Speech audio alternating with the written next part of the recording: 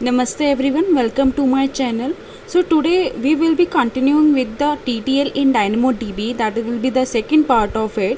We have already completed some introduction part that is not related to any commands or any coding point of view. It's just an introduction for that what are the important points you need to take care while configuring a TTL in DynamoDB. Okay, that was the first part, that is the introduction. This you can find in my playlist of AWS DynamoDB. Okay, I will also just mention the link of it in the description box. You can find it from there as well.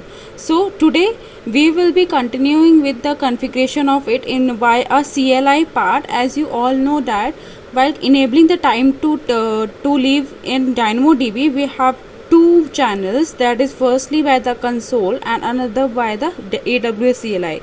All the steps are given here, but today we will be doing for the AWS CLIs. As I already said in previous videos while giving the introduction for the DynamoDBs, that I am working on the localhost DynamoDB. Okay, so while I am working on the localhost DynamoDB, I am having an AWS CLI installed in my system. So I will be just doing it for the AWS CLI part. As a developer or as a tester, you should be define a DynamoDB in your local host, because it may cost to you while testing or developing, and obviously everybody wants to just reduce their cost. Okay, so we will be doing that by AWS CLI. All the steps are mentioned here too. You can go either read them or you can just see what are the steps I am doing in my system. Okay, so you are watching Smarty Tech Fizz. I am Anjali here to help you. Let's get started with today's topic.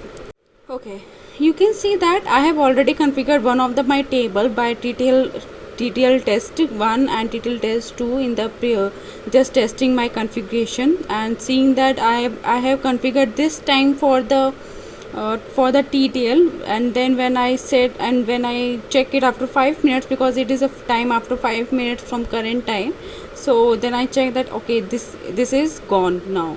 So by using this I got to know that okay, TTL is working fine. Okay, so before starting the configuration, there's one more point I want to share with you, that is my experience. That I was firstly doing the update time to live command. When I was doing it, I was getting this error. You may also get this error while configuring through the CLI, because I was using the 11.13 AWS CLI. It was not supporting this command. You can see invalid choice. It was not supporting this command, so I need to update my AWS CLI, and I will post another video of it, that how I update my AWS CLI from this version to the current version. You can see that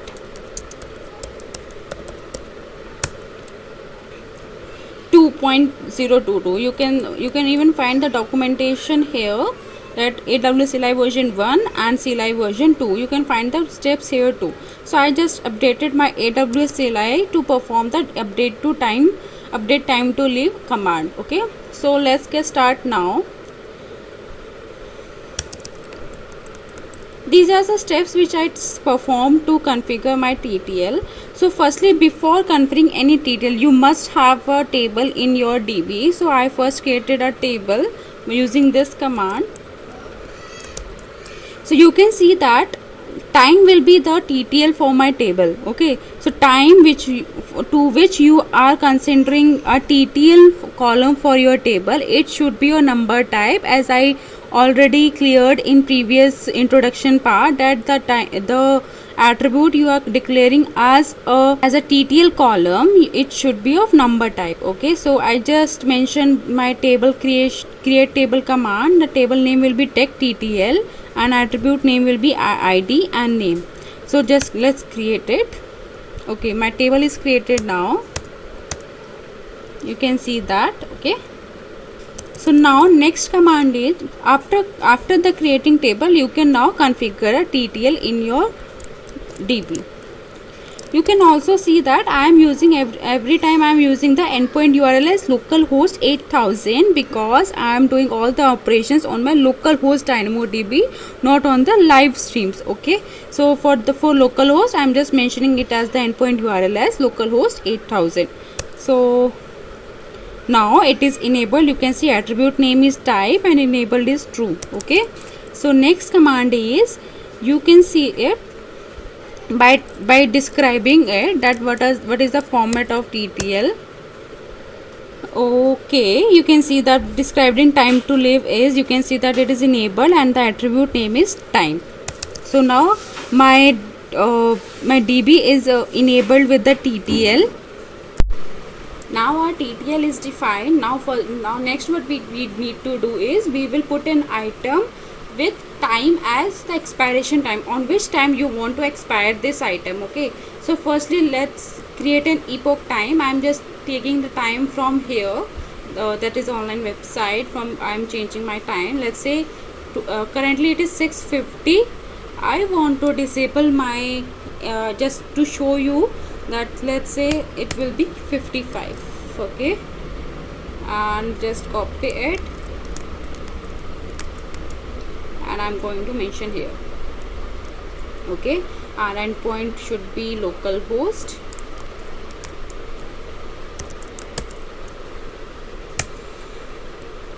So this item is put, command is done. Now let's scan the table if it has been inserted or not. Okay, DB name is wrong. DB name is TechTTL. Fine. So now you can see that the item is inserted. Now after 5 minutes, that is after 6:59, the data should be deleted. So it is, you need to wait for a minute. So let's resume before 54, because I need to show you that the item is deleted now. It's 6:54, so let's again, soon it should be deleted. 6:54. Let's wait for 6:55, as we have mentioned the time is 6:55. But just take care of the type of the attribute you are defining, the table you are defining, and the values you are defining. Also, you can see the website that it is showing you the multiple format to get the current type in epoch time format. I will also explain in the other parts of this video that how you can convert the Java in Java to show the TTL for time format. Okay, so it's 6:55. Okay, we have some seconds too.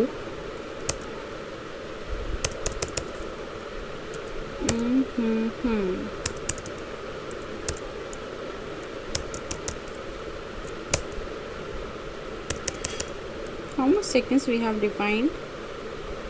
37 seconds.